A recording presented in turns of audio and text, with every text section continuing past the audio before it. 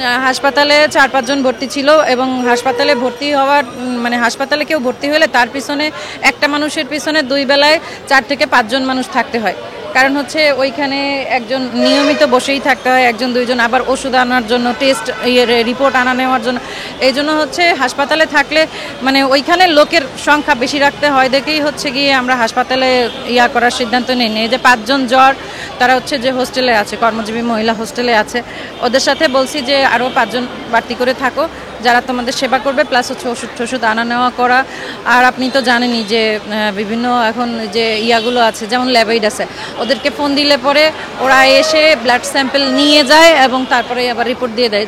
যেহেতু আমাদের মাঝখানে আত্মীয় স্বজনরা কিছু ডাক্তারও আছে, ট্রিটমেন্টটা আমরা এখন মানে ঘরোয়াভাবেই নিচ্ছি। ওই যে ল্যাবে টেস্ট করিয়ে তারপরে হচ্ছে রিপোর্ট অনুসারে মেডিসিন রুমের মধ্যে বসেই, কারণ হাসপাতালে আসলে টাফ হয়ে যায়। আমাদের কমিটি মেম্বার, আমরা যে মানে মূল আন্দোলন পরিচালনা কমিটি যেটা আছে, এরা প্রচণ্ড পরিমাণে ডেডিকেটেড। এরা যদি এই ডেডিকেশন না দেখায় তো আমি সঙ্গীতা আমার পক্ষে সম্ভব ছিল না আসলে এতদিন কন্টিনিউ করা।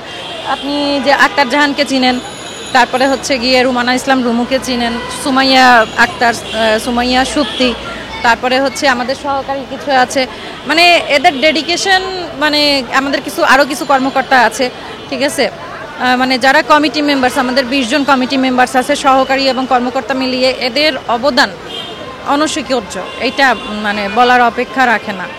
এবং শুধু তারা না, আমাদের কমিটি মেম্বার্সরা মানে ওনাদের ডেডিকেশন তো বলতেই হবে, অস্বীকার করার কিছু নেই। আপনি এইখানে দেখেছেন যে যখনই একটা কর্মসূচি ঘোষণা করা হয় তখন কিন্তু অনেক বেশি পরিমাণে মানুষ থাকে। তো আমাদের এখানে 1150 প্লাস মানুষ কর্মরত আছে। এখানে 700 প্লাস মেয়ে এসে শিফটিংয়ে এসে কিন্তু আজকে এই 51 দিন, তো সবারই ডেডিকেশন আছে বলতে হবে। এদের ডেডিকেশনটা একটু বেশি। ইনশাল্লাহ আল্লাহ তো বলছে যে নিজেকে সাহায্য করে আমি তাকে সাহায্য করি। যেহেতু আমরা আমাদেরকে সাহায্য করছি আর যেহেতু আমরা সত্যের পক্ষে, ইনশাল্লাহ বিজয় হবেই। আজকে আমাদের এইখানে এবি পার্টির যে সাধারণ সম্পাদক আছেন ব্যারিস্টার ফুয়াদ ভাই, উনি আসবেন এবং আপনারা জানেন 2023 সালে আমরা মামলাও করেছি। আমাদের যে মামলার যিনি লয়ার জনাব সালাউদ্দিন দোলন স্যার, উনিও আসবেন আমাদের এইখানে বক্তব্য দিবেন একটু পরেই। সামান্তা আপু 48 ঘন্টার আলটিমেটাম দিয়ে গিয়েছিলেন। আপনারা জানেন যে ওনারা নিজেরা পদব্রজে আছে, যার কারণে ওনারা এইখানে মানে যতটুকু এফোর্ট এই মুহূর্তে দেওয়ার দরকার ছিল এই অতটুকু দিতে পারছি না। কিন্তু ওনারা কিন্তু আমাদের খোঁজ খবর রাখছে। যে গত রবিবার দিন মিনিস্ট্রিতে ঢোকার জন্য একটু হাতাহাতি হয়েছে পুলিশদের সাথে, আপনারা দেখেছেন। আপু কিন্তু আমাকে ফোন দিয়ে খোঁজ নিয়েছেন, হ্যাঁ, এবং বলেছেন যে আপনাদেরকে অরক্ষিত অবস্থার মধ্যে রেখে আসছি, মানে আপনাদের জন্য খুবই খারাপ লাগে। মন বলতেছে, মানে ভিতরের একটা ফিল, আপনারা সফল হবেনই, আপনাদের জন্য মানে পজিটিভ কিছু আসতেছে ইনশাল্লাহ। আপু এভাবে করে কথা বললেন। আমরা এই পর্যন্ত Adilur Rahman sir, Farida sir, Rizwana sir, তারপরে হচ্ছে ফাউজুল কবির স্যার, এইরকম সহ আরও বেশ কিছু উপদেষ্টা স্যারদের সাথে বসেছি এবং এ পর্যন্ত 11 জন উপদেষ্টা স্যারের কাছে আমরা পৌঁছেছি, স্মারক পৌঁছেছি। তো ওনারা আশ্বস্ত করেছেন যে ওনারা আমাদের মিনিস্ট্রিতে গিয়ে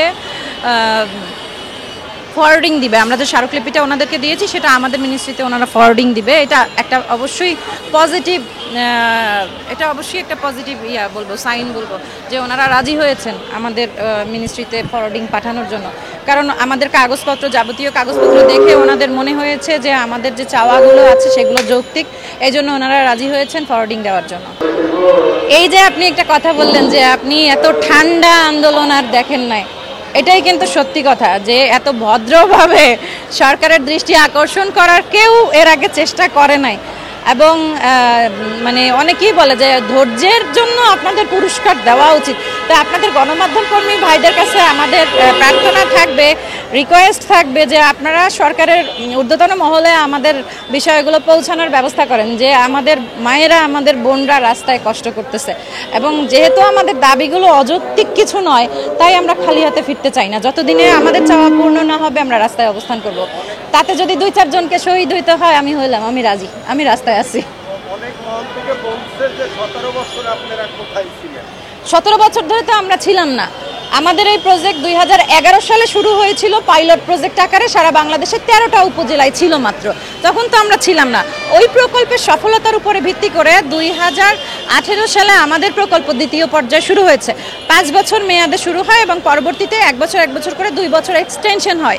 এবং আমরা কিন্তু তাদেরকে বিভিন্নভাবে চিঠি দিয়েছি এবং আমাদের বিভিন্ন চিঠিগুলো ছিল যে ওনারা রাজস্ব স্থানান্তর করবে। তো আমরা কিন্তু 7 বছর, আমরা কিন্তু 17 বছর ধরে না, 17 বছর ধরে আমরা রাস্তায় না। আমরা গত বছরই এসেছি, গত বছর যখন আমাদের প্রজেক্টের মেয়াদ শেষ হয়ে গেছে তখনই আমরা কিন্তু রাস্তায় এসেছি। এবং এই যে এখন যদি আমাদেরকে একটা পার্মানেন্ট সলিউশন করে বিদায় করা না হয়, যদি বলে মানে মৌখিক যেটা বলছে যে 1 বছর মেয়াদ বাড়ানো হলো, এই 1 বছর পরে আবার আমাকে রাস্তায় আসতে হবে, তো প্রত্যেক বছর কি আমরা রাস্তায় আসবো আন্দোলন করার জন্য? না, আমাদের নিয়োগ বিজ্ঞপ্তি প্রত্যেকটা প্রকল্প একটা নির্দিষ্ট সময়ের জন্য আসে। এখন 5 বছরের প্রজেক্ট, সেটা তো আর 10 বছর মেয়াদ আসবে না, আসবে।